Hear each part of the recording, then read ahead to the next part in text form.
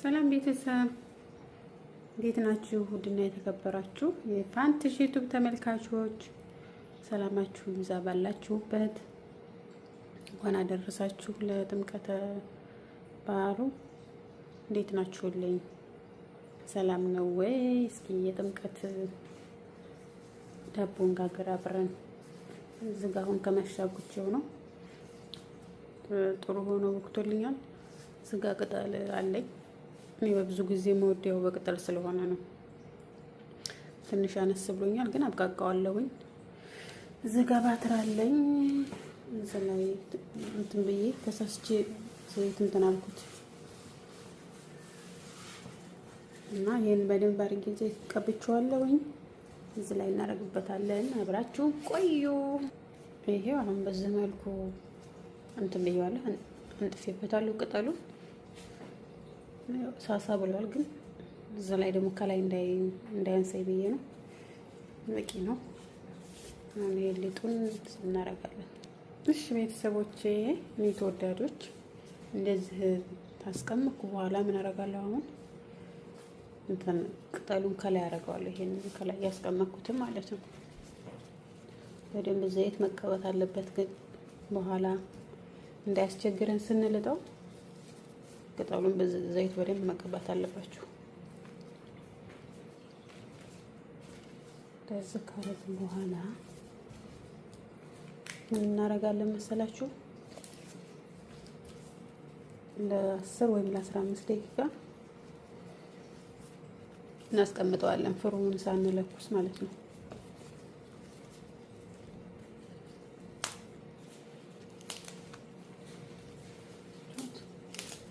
በደንብ መታጠብ አለበት። ይሄ ግን ስትሰሩ ትንሽ ከላ አድርጋችሁ አስቀምጡት ቅጠሉ።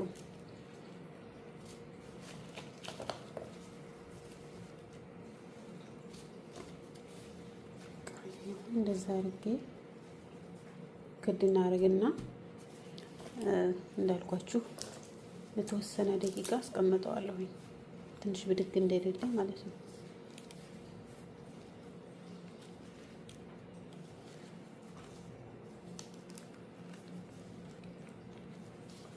ጣዕሙ ልነግራችሁ አልችልም። በቅጠል የተሰራ ዳቦ ያው ታውቁታላችሁ ብዙዎቻችሁ የገጠር ልጆች።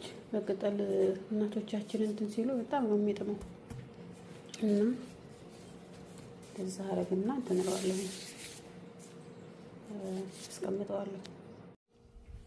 ቤተሰብ ዳቦችን ደርሷል። በዚህ ሁኔታ እያችሁት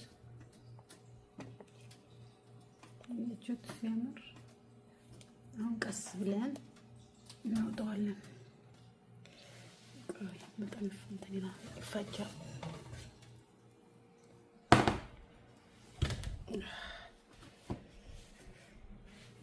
እንዘጋለን።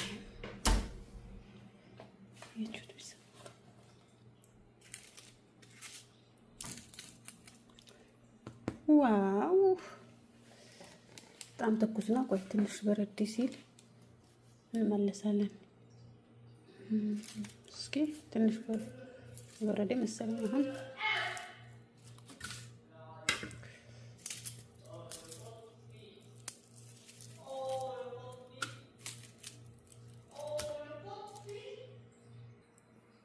ስላስተካክለውና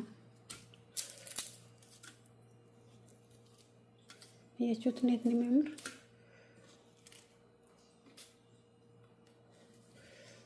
ይፋጃል ግን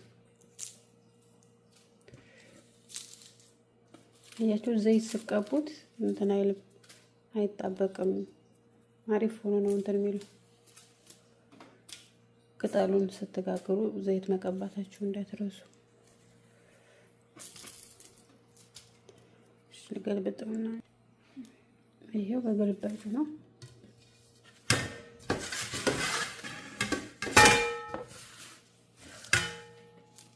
ይሄንንም እንደዛ እናስተካክለው። ቀዘቀዘ በጣም ይፈጃል። እናንተ ለማሳየት ብዬ ነው። እና ደግሞ ያለ በኋላ ሲቆይበት እና ለዛ ነው ቶሎ የላጥኩት። ያችሁት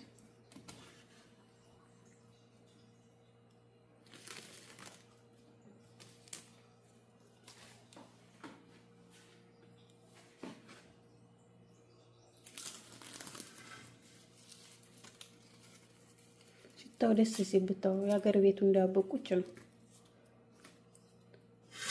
ቤቱን እንዳለ እንትን ብሎታል።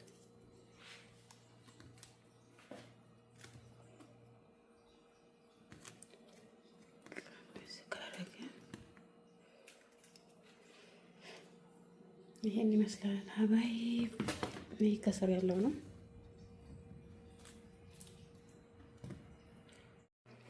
ቤተሰብ እንዴት ናችሁልኝ? ሰላም ነው ወይ? እኔ በጣም ሰላም ነኝ። ያው ማታ ስንጋግረው የነበረው ዳቦ ይሄን ይመስላል። ያዙልኝ፣ ያበዙልኝ። ያው በዚህ መልኩ አሪፍ ሆኖ በስሏል። ያዙ ጸበል ጸዲቅ ያዙ።